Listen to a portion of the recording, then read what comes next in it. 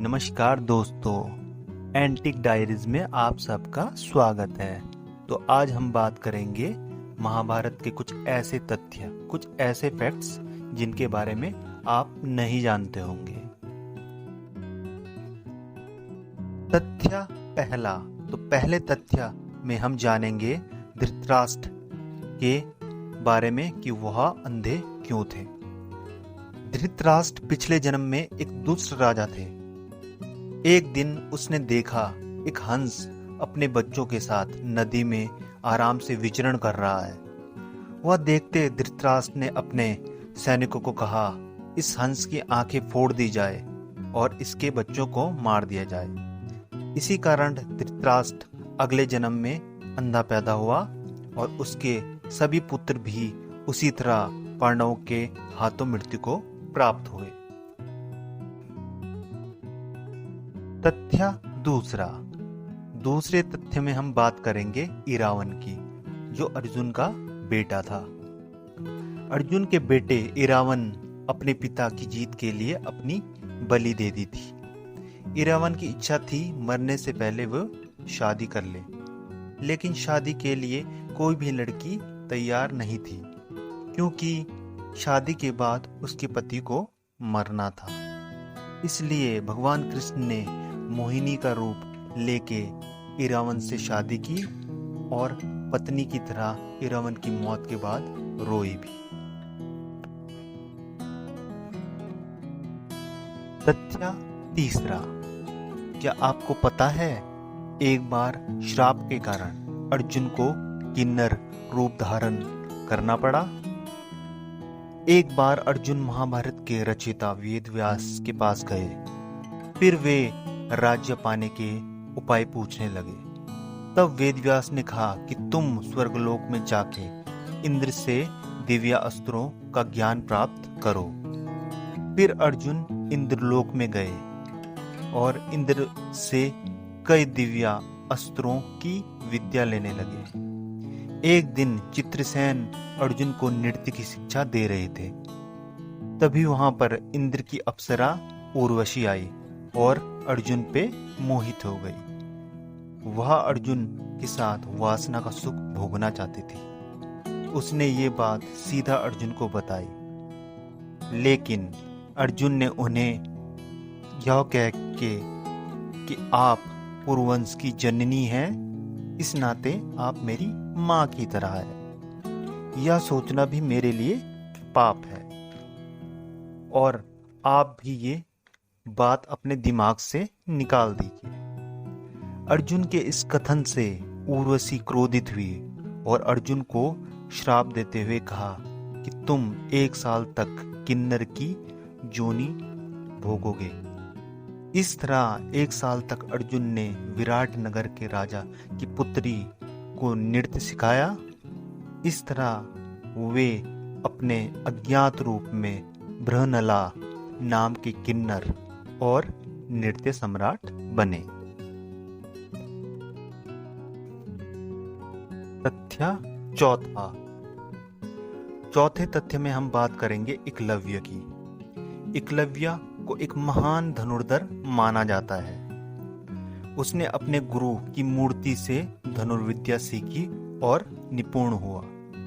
एकलव्य देवशर्वा का पुत्र था। जब रुक्मणी के स्वयंवर में अपने पिता की जान बचाते हुए एकलव्य मारा जाता है, तब कृष्ण एकलव्य के बलिदान से प्रेरित होके उसे वरदान देता है कि वह अगले जन्म द्रोणाचार्य से प्रतिशोध लेगा और आगे जाकर महाभारत युद्ध के दौरान द्रोणाचार्य का वध करने वाला धृष्टद्युम्न ही एकलव्य का पुनर्जन्म था।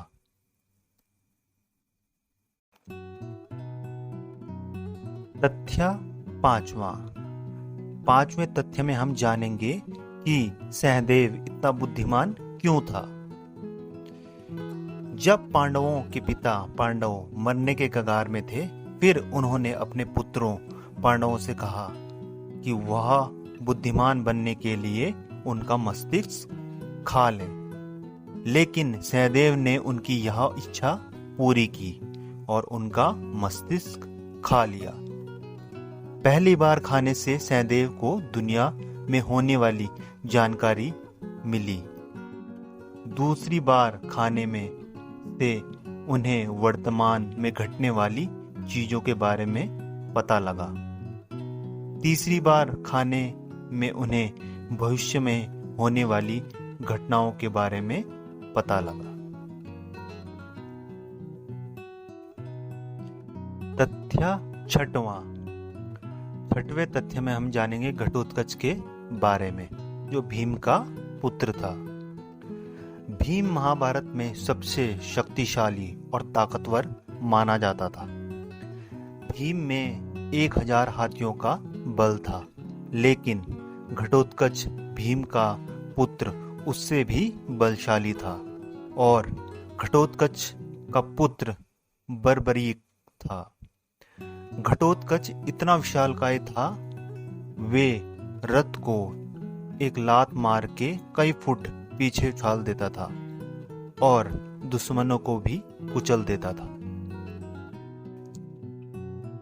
तथ्य सातवें तथ्य में हम जानेंगे एक ऐसे योद्धा के बारे में जिसे हराना मुश्किल ही नहीं नामुमकिन था। महाभारत में एक ऐसा योद्धा था जिसे हराना कृष्ण के अलावा और किसी के बस की बात नहीं थी। वो था विदुर। विदुर हस्तिनापुर का राजा था। तो जो विदुर था उसके बारे में आपको हम बताएंगे। इसके लिए हमें इसका इतिहास जानना पड़ेगा। एक समय की बात है, एक राजा के आभूषण चोरी हो गए थे। चोरों का लूटा हुआ माल छुपाने के लिए चोर एक सुरक्षित जगह की तलाश कर रहे थे। तभी वे एक कुटिया में छिप गए, जिसके बाहर एक साधु ध्यान में बैठे थे। चोरों ने आभूषण को कुटिया में छिपा दिया और वहां से चले गए। वो ऋषि मांडुक की कुटिया थी। वे हर समय मौन में रहते थे।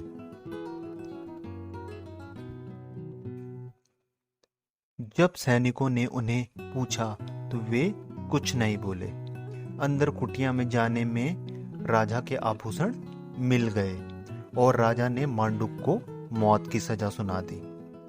सैनिकों ने मांडुक को भाले से भेद दिया।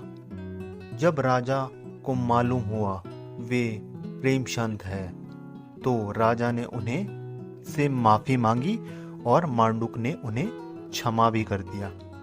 मांडुक ने इसके बाद देह त्याग कर दिया।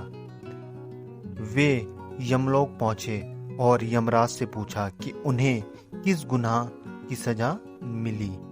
फिर यमराज ने उन्हें बोला, बचपन में मांडुक ने छोटी सी लकड़ी से एक चींटी को भेद दिया, इसलिए उसे यह सजा मिली। मांडुक को यह सुन के क्रोध आया और वे बोले, बाल अवस्था में बच्चों को इस चीज का ज्ञान नहीं होता है, इसलिए उन्हें गलत सजा दी है। इससे मांडुक ने यमराज को श्राप दिया कि उन्हें भूगोल में